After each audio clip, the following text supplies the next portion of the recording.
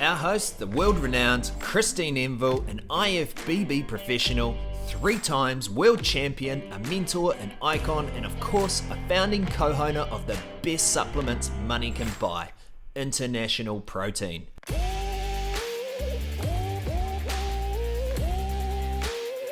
In this episode, we dig into Christine's knowledge about superfoods. After all, she is a fully qualified food and nutrition scientist. We ask what the superfoods of bodybuilding are and some of the common superfood myths. Okay, Christine, in this episode, I'd really like to talk about superfoods, the superfoods of bodybuilding, because they're different from normal superfoods, right? Yeah. Well, I mean, superfoods, the definition really is just like a food which is more concentrated in nutrients than what another type of food might be. So, for example, we talk about blueberries being a superfood because, they had a really, really great ORAC value, which is basically oxidative, antioxidant properties. So compared to an apple, a blueberry was a superfood, but it's kind of like a definition which isn't really, it doesn't have a backing behind it in terms of, you can say something's low fat because it has less than, 3 grams of fat if it's a solid food, whereas there's no, what is the definition of an actual superfood? So we've just kind of collectively come up with this term for foods which are more nutrient dense than other foods. So people would be familiar with things like, the acai berry and obviously goji berries through the past and pomegranates coming to the fore. And all of those things can be called superfoods, but there are a whole bunch of other superfoods which have always been part of a bodybuilding diet. So I will talk about them in detail, but I'm just talking about things like oats, good old oats, which most bodybuilders eat. Is it a superfood? It is a superfood. Okay. Yeah, I might as well talk about it now because I've jotted down some notes on what makes it a superfood. It's obviously got carbohydrates. That's generally why we're eating it. It has a lot of fiber, and it has a particular type of fiber called beta-glucan, which has a very, very special role in basically like binding with cholesterol and kind of pulling that through the blood. And so it has a lot of strong evidence around reducing cholesterol for people. So it's not just working like normal fiber, but it's like literally helping with lowering cholesterol and the bad lipoprotein. So that in itself is really, really powerful. So that's always been in oats, and bodybuilders have always used oats. It's also very high protein, so it's one of the highest protein grains. So again, not a lot of bodybuilders are eating oats for the protein, but it does happen to have a higher level of protein than what what other grains do have. It also, the fat type in it is also considered a healthy fat type. So it's got great fiber, very special fiber. So it's not just like your normal fiber that you find in any old thing. It's a very specific type of fiber. It also has manganese, magnesium, copper, phosphorus, B1, so there's thiamine, vitamin B1, and B5 and folate. So there's a whole bunch of vitamins sitting in there, and that are not found in other grains. Sometimes they might have one or the other, but that has there's quite a range there, and it is one of the most nutrient dense foods that you can eat. It also has a specific polyphenol called not going to pronounce this properly, avena. Some theramides or something. I've written that really badly, but basically the first word of that avena is the word for oat. So avena sativa is the botanical name for an oat is. So they've given it this special name which relates to oats because it's only found in oats. It's a polyphenol, and what that does is it increases the nitric oxide production, which anyone who's an old user of any pre-workout, every pre-workout back in the early 2000s was called NO something, because it was a nitric oxide booster. So basically that dilates your blood vessels. So nitrous oxide being the balloons that you have when you're partying. But nitric, it's nitric oxide. Yeah, it's a different, not the nitrous oxide that you might blow your car and make your car go really quick with. Yeah. But it's a little what it does is it basically has a lot to do with blood flow and increasing the dilation of the vessels, so you get more blood go through your system, hence you're delivering more nutrients, more oxygen whilst you're training. But a lot, like we even had our pre-workout NO ignition because it was a pre-workout designed for increased vasodilation. So that actually exists in oats, of all things, this particular one, and I have to, Avena thramides. I'm going to have to, look up my writing there, but it's a particular polyphenol for oats. It also has an anti-inflammatory effect, and that is also kind of a little bit topical, more so than ingested. This is why you see a lot of oat products in eczema products and skin products. So that's not really eating it, but it is definitely one of those properties. So it's, one of the most nutrient-dense foods that you can possibly eat in a 78-gram serving, which is probably a little more than what most people would have of oats. Well, some guys would, but women might have more, like 45 to 60 grams. But in a 78-gram serve, they have 13 grams of protein, 8 grams of fiber, 51 grams of carbs and 5 grams of fat. So it's a really nutrient-dense food, and that's why it's a superfood, and it is probably the staple of most bodybuilders when it comes to their breakfast. And a lot of people also add it to their own shakes that they might make throughout the day, and they might blend that up and use oats. So as far as a carbohydrate, it's an awesome carbohydrate to eat and a really great way to start your day. So oats is a superfood, and it's been, like I say, a bodybuilding staple for years and years and years. But what I wanted to kind of go through was a list of, I guess, my top foods, which you would probably have as a bodybuilder, and why I think they're superfoods. And even if it's not really a food, I'm going to start off with water. All right. Because water is something which in bodybuilding, believe it or not, it's so critical, and it's talked about a lot around comp time, because you might be like reducing your water, you might be water loading, you might be doing a lot of things manipulating your water during the training cycle and just during your normal course of your workouts. What I have come across is a lot of bodybuilders who are actually dehydrated. One, because they don't drink enough water, but also two, because they like the way the veins stand out more, and when you're a little bit drier, you think that you're leaner. But it's actually really bad to be in that condition of dehydration, just on a day-to-day basis. So essentially, water makes up about 80% of your muscle cell. So that proper hydration of you is critical for your muscle to be properly hydrated. And if it is dehydrated for a prolonged period of time, you can actually damage the muscle cell metabolically and also strength-wise. So you're going to notice if you're dehydrated for too long, your strength will be affected. And also your ability to contract, your ability and your actual out-and-out strength. And then it also impacts what they call the quality of the muscle. So the hydration and basically all of the processes that happen in the muscle need to be done in a aqueous environment, which basically means it needs to have water present. So continually forcing that to be lower than what it should be and drying your muscle cells out essentially will impact the way that it signals, the way that the nerves functioning, the way that it's telling that muscle cell to actually operate. So keep that in mind. I've written something else down here which I can't quite read, but it's to do with you're affecting your protein structures of your actual muscle cell by staying dehydrated too long. So proper hydration, which then also relies back to your electrolytes, because it is possible to just drink too much water, not have a right amount of sodium, and actually just keep that flushing through, which is kind of like a flip side problem, where it is the way that the muscle cell works is it likes to have more potassium inside of the muscle and then less potassium on the outside, and then more sodium on the outside and less on the inside, and it basically forces the balance of intracellular and extracellular water. So you need to have that right balance there of your sodium and your potassium as well, which then I guess comes down to some of the side of the food and the superfoods, and having foods which are high in potassium, which is where your fruits and your vegetables come in, to make sure that you don't just have the water, but you have the correct amount of potassium and sodium, and you're not having too much sodium and not enough potassium, because that essentially forces it the other way and forces all the water out of the muscle cell into what they call the subcutaneous or extracellular water. And then when we do Ash is looking at me blank here, but when we do the podcast on peaking and peak week, we'll go into a lot more detail on that, because that all relates to how you get that dry look, but you keep all the water in your muscle, because that's the goal. But water, in a nutshell, is, to me, a superfood, even though it's got absolutely, well, it doesn't have nothing in it, because if you, we'll also do another talk on water and different pH water and what to look for in water, because it used to be the thing when you were bodybuilding that you would drink distilled water, which has basically had deionized water, had everything taken out of it.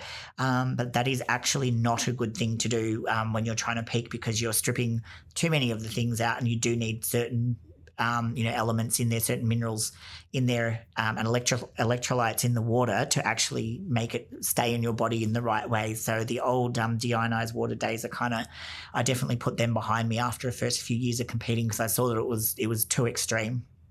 But that's water, definitely essential, definitely a superfood. Next, I put down broccoli. So let's go back to the water just for a second. Yeah. How much is too much? Oh, as in too much water, or well, if you were drinking, say, probably in excess of about 5 litres a day, 5 to 6 litres a day, I would consider that maybe I would need to look at were my electrolytes out of balance. So I got to a point, for example, where at one time before competition, I was having about 9 to 11 litres of water a day, and I was so thirsty. Like, oh my God, I was just never not thirsty, but the water was essentially coming straight through me. And I went and saw the doctor about it, and they said it's a condition called hypernaturia, which basically means that you don't have enough sodium in your system. So what happens too is the more water you drink, the more you flush sodium out. And then I was also I wasn't reducing my sodium. I just don't like sodium to start off with. So I don't like salt. So I wasn't really adding it to my food, and I had to actively start adding seasonings to my food to get that sodium back up again. The potassium was fine, but essentially there just wasn't enough to really cause if you have a lot of salt in your system, a lot of sodium in your system, it creates a situation where your kidneys will retain the water back into your body to balance that out. So the salt requires a certain amount of water to balance it.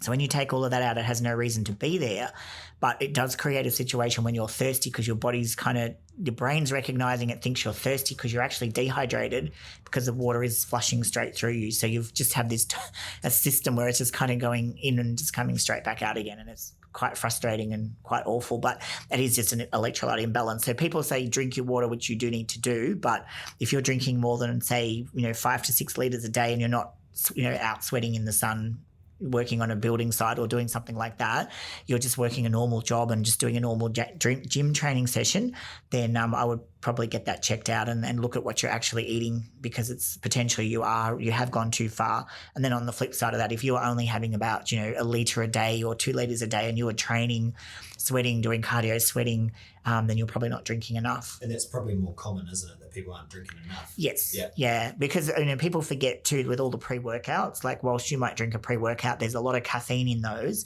and those type of ingredients are diuretics, which basically force the opposite thing to having the sodium, and it's basically causing your body to dump water more than what you would actually drink. So if you drank, 200 mils of water with a coffee or a pre-workout or something, I don't know the exact number, but you definitely will release more than 200 mils. It's not an equal 1-for-1. You'll potentially release 400 mils and go 200 mils negative. Interesting. So with more and more things like pre-workouts being consumed that have that extra caffeine in, that's a really potential risk area. Other thing is when you're eating a higher protein diet, you require more water, because when a carbohydrate is metabolized, it releases water. When you metabolize protein, it requires water to dispose of the waste products. So we were talking about oats before, and I noticed that when you eat oats, they just absorb that water. Just you get really, really thirsty after you've eaten oats. Sucks it up. That's the nature of the carbohydrate in there, and obviously the fiber is trapping that water. So that's the thing about carbohydrates, I guess, structurally, they're designed to absorb water. Same thing with rice. If you start out with 100 grams of rice and you cook it, you end up with 300 grams. It's not that you now have 300 grams of rice, that you have 100 grams of rice and 200 grams of water. So carbohydrate foods are designed to sort of soak that up, whereas a protein, you cook it and you tend to lose about a third of the weight of the protein as the water goes out of the muscle, because like chicken and fish and meat is like our muscle, as in it's got what makes it up.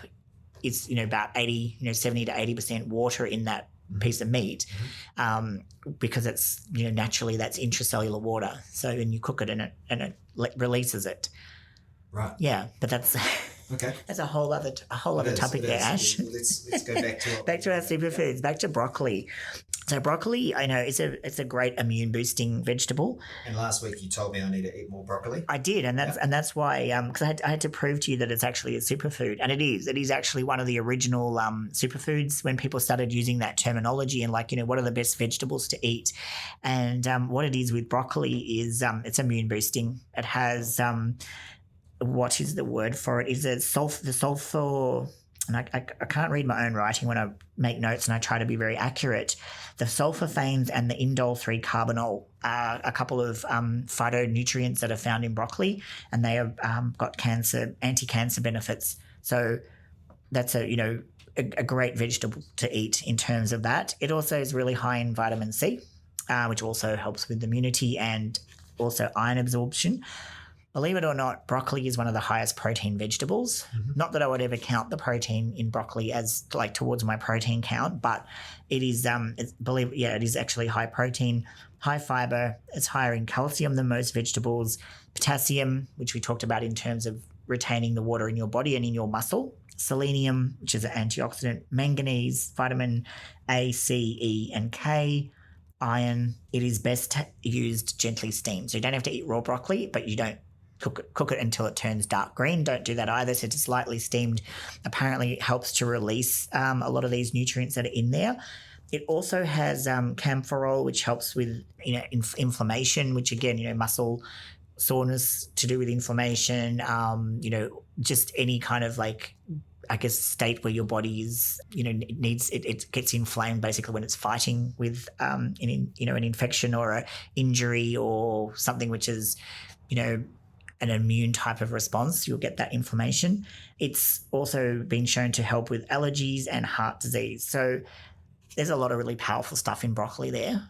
So if that hasn't convinced you to eat more broccoli, Ash, I don't know what has. Obviously, I've got this problem. When I was a kid, I remember my brother pulling out a piece of broccoli and looking through it, and there was a caterpillar in it. So it sort of scarred me. So I'll try. But, come on, Ash. I come off a farm, and we used to grow biodynamic vegetables, and you think how many caterpillars I found in broccoli? You probably just ate the caterpillars anyway. Extra protein. Yeah. No, I didn't eat the caterpillars, but I put them outside humanely. But right, caterpillar never killed anyone. What about the modified broccolis? I don't even know what they're called. Is it like broccolini or something? With broccoli with the cauliflower? Well, now broccoli and cauliflower, for example, fall into the same group of what they call cruciferous vegetables, and that also includes kale.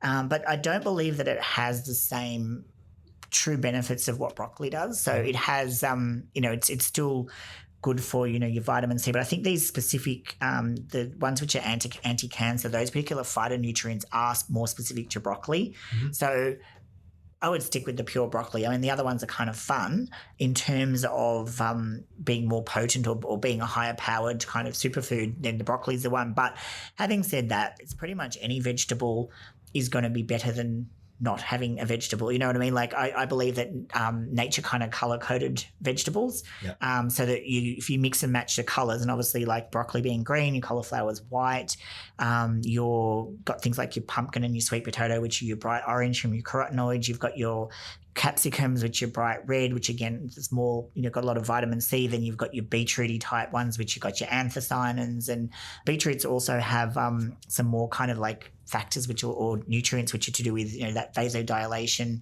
and nitric oxide production.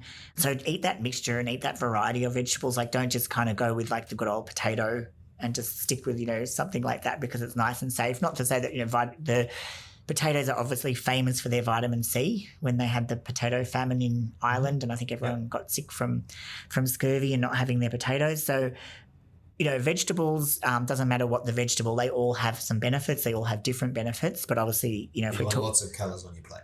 Exactly. Yeah. It's with everything, whether it be fruit, whether it be vegetables, go for that variety, and try to, because as I said, it's kind of color coded where the carotenoids, which are more your orangey type of colors, and those are the ones that you're finding obviously in your sweet potatoes, your pumpkin, and then the anthocyanins, what's in your dark red colored ones, and your to be honest, the chlorophyll, obviously there's a lot of chlorophyll in your green ones, so your spinaches and your kales and your broccolis and that. So it's it's a beautiful thing, but each one does have its own specific kind of phytonutrients. So, like we talked about the oats, they have that name that I can't pronounce for that specific polyphenol that's only found in oats.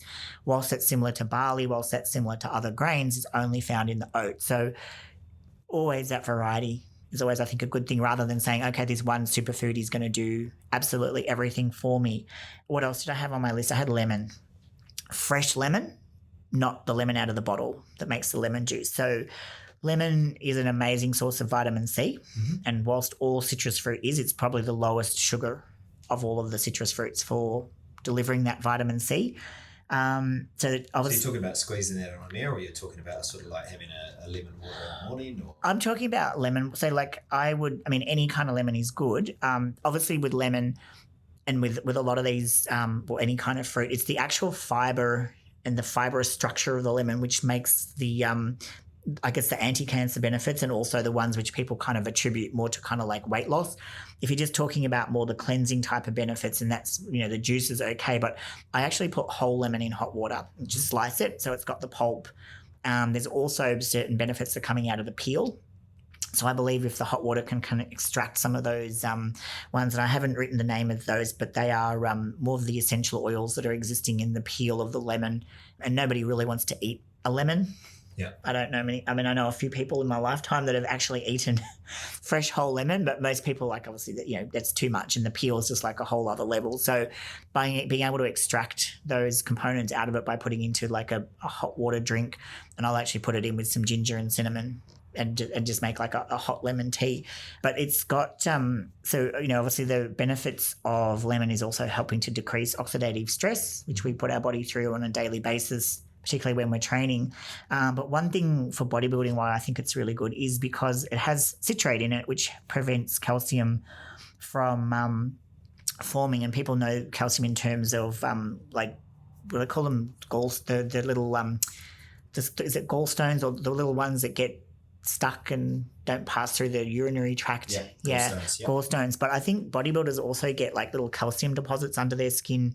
And I don't know if it's specific to bodybuilding, but I just know a lot of bodybuilders who get them, and they have like these little, as you diet down, it's like, what's this little weird lump that's kind of sitting there? And I've always been told that it's like a calcium deposit that is just like, a lot of calcium has built up, and obviously you see it because it's someone so lean.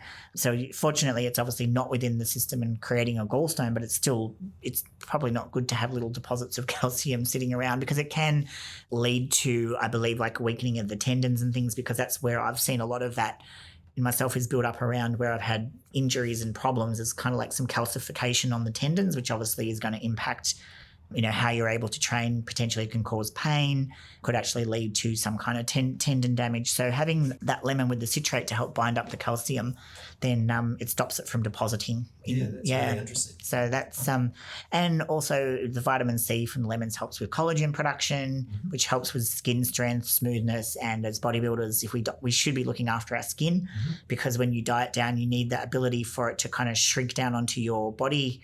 And then when you go back into your off season, it needs to kind of be able to stretch again. And if you end up getting stretch marks, or it doesn't shrink down and it leaves little wrinkles and things like that. So very, very important to bodybuilding there with the fresh lemon. Flipping over onto my next page, Greek yogurt. So I put Greek yogurt down specifically as opposed to just regular yogurt, because I decided I would take the time to like just say why it's different. So basically with the process of making Greek yogurt, they kind of make the yogurt, set it, and then they like strain it again. So they force more water out of it, which also takes out extra sugars. So because the sugars are soluble, they go out. So it concentrates the protein in the yogurt, and that's why the Greek yogurts are so much higher in protein than what the regular yogurts are. Obviously probiotics, but that can be from any type of yogurt. But essentially it just has more calcium, more protein, more B12, iodine, and it obviously has the casein protein, which is your more slowly digested protein. So, I think, it's a great snack. It's a great slow release type of protein, but it has all of those other nutrients in with it. Iodine obviously is very important for correct metabolic function, and it's generally, very low fat. So anything which is like lower fat, lower sugar, but has the, that great protein hit. So Greek yogurt to me is a great superfood. One which I've put down here, and it's probably not that commonly eaten these days. I actually wrote down liver. Beef liver. Wow. Now, liver, when I first started training, my coach made me eat liver twice a week. And I did. And I hated it because I had to go to the butcher, and he used to say, "You're spoiling your cat." and I would just agree with him. I didn't want to tell him I was eating the beef liver. It is kind of hard to stomach, but it's the source of B vitamins. So I actually then switched over to taking those desiccated liver tablets, which again, this is one of the first supplements. And when there wasn't, really good quality protein powders around, that was kind of one of the first really effective supplements that I ever found. And I did definitely notice a difference with my strength. So even compared to red meat, it's more concentrated in liver, iron and the B vitamins. And I actually rate that as a really good strength promoting type of food. I'm just thinking there's also a product, I don't know if it's still around, but there was a company called No Days Off, and they had it at a very concentrated form, and essentially come back to it was some type of liver. It was so strong.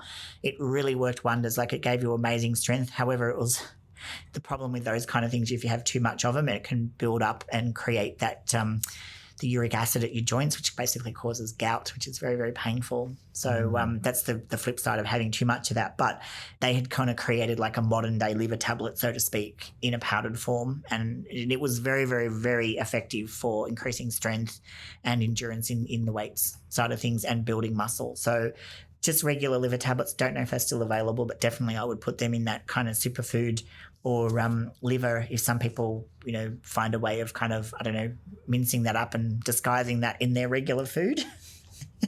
It's worth a try. Again, coming back to protein, there's so many choices here, but all proteins obviously are superfoods. Every different, meat-based protein has a different kind of complement of vitamins that are found in it. Meat, like red meat, for example, has 5 grams of creatine per kilo. So that's a lot of meat really to eat to get your 5 gram creatine serve, but it is still in there. So, if people aren't supplementing with creatine and that it is naturally in foods. So if you were to eat, a couple of steak, you may be getting about 2.5 grams of creatine per day coming in from the meat that you might be eating. Again, obviously getting like your B12 and your zinc and your selenium and your phosphorus and your B6. So you're getting a whole bunch of nutrients that are coming in through those foods when you're taking them like in the lean form. Chicken has more of your B6 and phosphorus, whereas, say, your red meat has your B12 as well, which your chicken doesn't tend to have as much, also doesn't tend to have as much of the creatine, but there's less fat naturally coming in with it. So it kind of depends where you're going with that. And, of course, we talked about the casein coming in from the yogurt, but obviously then, whey protein is a superfood because, you want all of those amazing, branched chain amino acids and all the essential amino acids and in a form that you can get them straight after a workout. So whilst that might not be recognized as a superfood for a bodybuilder, to have something that gets in that quickly and delivers what you need in terms of the amino acids, then I don't think you can really go past that too far at all. I also put down, egg white protein, that's another superfood and a classic because it's very low fat. It's essentially pure protein. Do keep in mind that one egg white has only about 3 grams of protein, so you do need to have a lot of them unless you're going for the liquid egg whites, in which case, that's equivalent to whatever you have, but it's easier than having to break all those shells and throw out all those yolks. But essentially, the thing to watch with egg white, though, is it's high in sodium. So it's probably higher than what you naturally would want to take in. So you want to keep that in mind and potentially balance that up with some higher potassium foods or, watch it at certain times if that sodium is an issue because it's causing you to retain water in the wrong places. Sweet potato.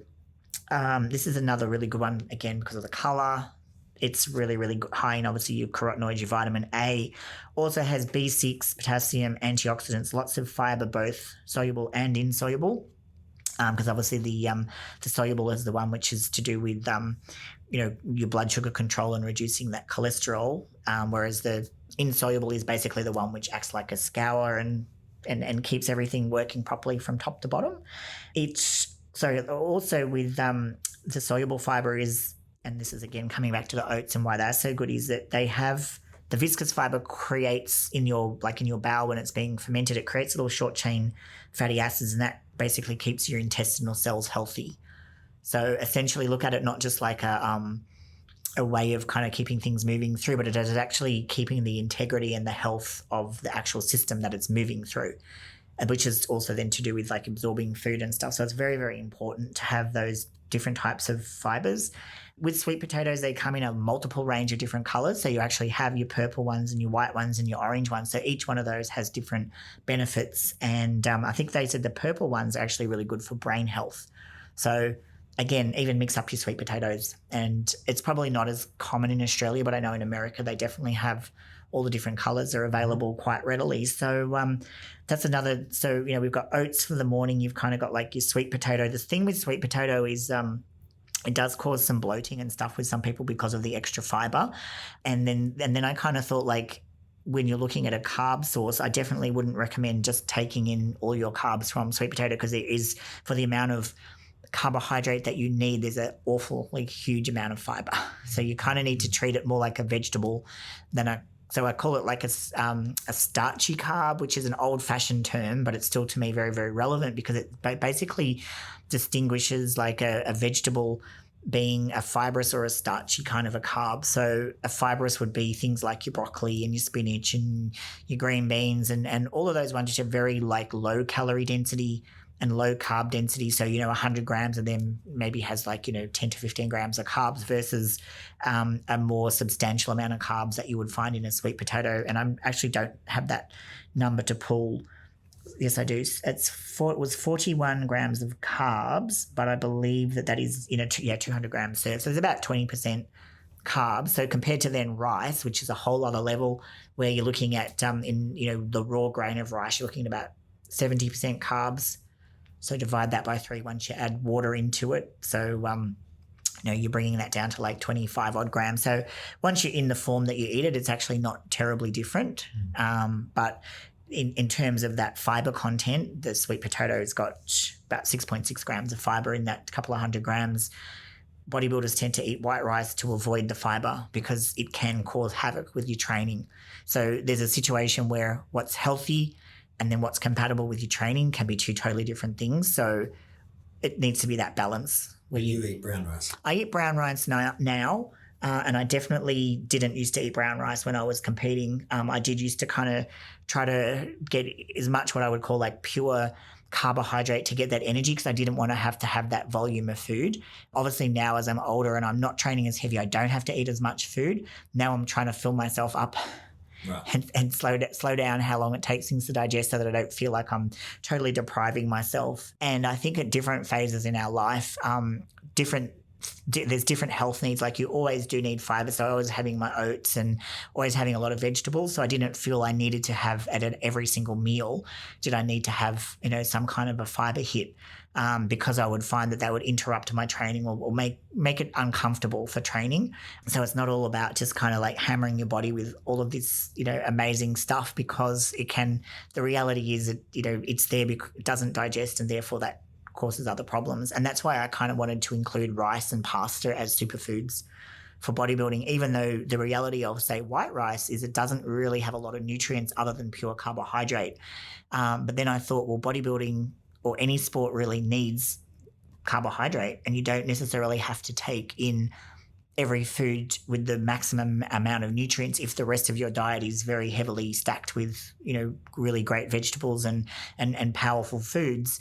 Sometimes you need to have something which is specific to what you're trying to do, and that's just like a really good, like clean source of carbohydrate that doesn't cause any other complications in your body. And obviously the fiber is where all those vitamins and other nutrients are sitting. So unfortunately the fiber and that go together. So in taking out the fiber, you take out all the good stuff. But it is something which is related to sport, because I did at one point spend some time with a dietitian who specialised in sport, and she said around event time that they would take the athletes off all of the high fiber foods. So for that very reason, that coming into a boxing match or coming into a gymnastics or whatever, because we're specifically more talking about Olympic sports. This is what this lady had specialised in, and people who were trying to make weight classes, so boxers and gymnasts. And that's what she said. Yeah, we definitely in those last 3-4 days, we make sure that diet is so devoid of any kind of fiber and anything which is basically going to cause any kind of creation of gas or anything uncomfortable for when they compete.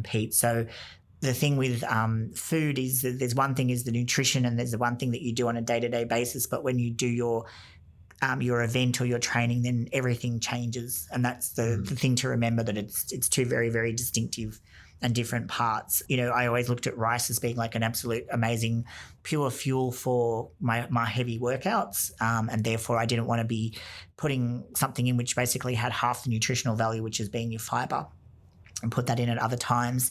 Just talk a little bit quickly about the difference between, say, pasta and rice, where on paper they can look absolutely the same. You can have the same carbohydrate content, but because they are coming from two totally different sources, how they feel inside of the body and how they feel in your muscle when you actually, you know, metabolize that and it gets processed.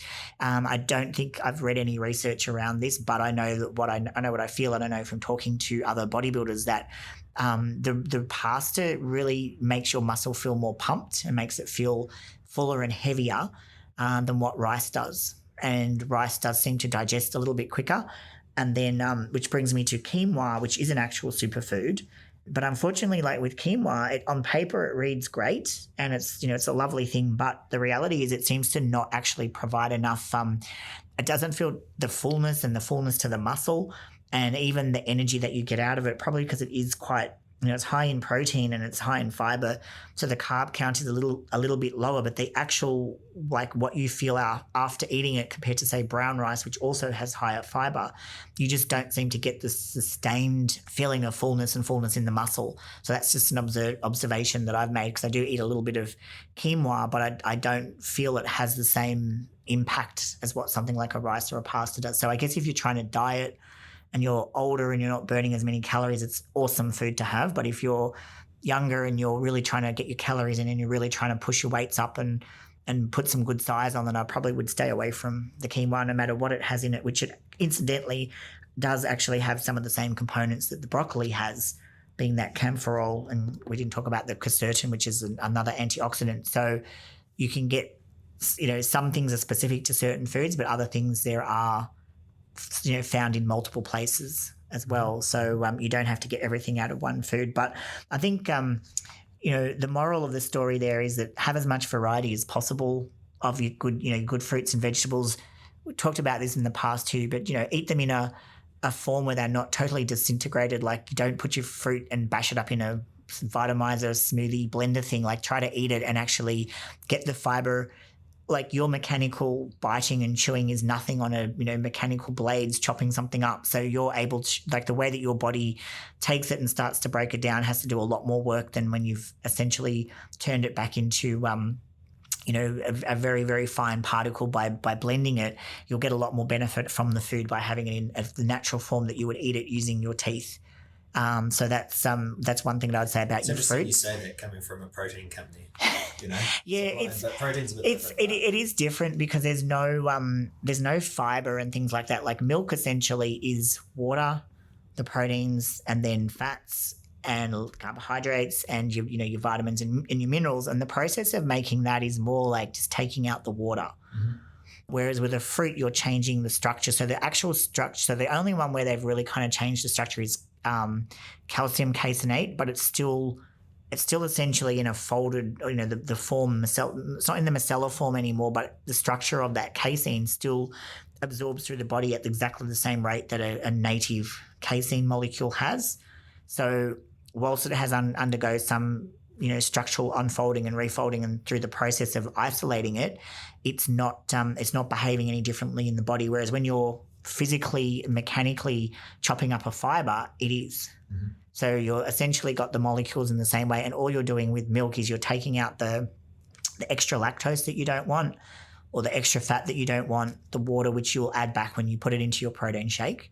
It does, to a degree, with certain types of processing of the isolate to the concentrate. We talked about how it takes out some of the factors that help with, you know, immunity, and that the concentrate is actually a kind of a better product because it hasn't lost a lot of those things. But it's only when you're going up to that extreme level that you're starting to strip out some of those nutrients. So, but again, you know, I'm a fan of more of your concentrates and your whole, you know, your the micellar casein is actually a whole milk protein, or I shouldn't say whole milk, it's a whole protein, in that it has had the fat stripped out, it's had the lactose stripped out, but the actual protein is still that blend of whey and casein. So while we talk about the casein part of it, does actually have the same native form that it is found in milk. So milk protein isolates is the name that we use for it. So it's just essentially taken the protein out. So yeah, there's a little bit of a difference between just taking out the bad stuff, leaving the good stuff, versus having the whole thing, but just putting it in a format where you've taken out half of the work. So that's my top list of superfoods. Well, that was information overload. That is, I feel like I have to listen to this one 5 times just to retain 10% of it. But, fascinating, and I really like the depth of detail you go into this with Christine. So I'm sure the listeners do too. Cool. Yeah, you did ask me to get detailed. So yes. Well, that's what we're doing. So anyway, listeners, if you want to ask some specific questions, jump in our Facebook group, search Aussie Muscle Guru. Ask a question, get involved. We're giving away prizes for the best questions, and we're going to answer them on this podcast. Thanks again, Christine. Thanks, Ash. Words of wisdom. If you like what you've heard, recognize that these tips, they're free. So show your support by becoming a loyal international protein customer by jumping online, hunt our product down, and hit that buy now button. So once again, like, share, and subscribe to our podcast so we can continue to bring you these episodes from our one and only Aussie Muscle Guru, 3 times world champion, Christine Enville.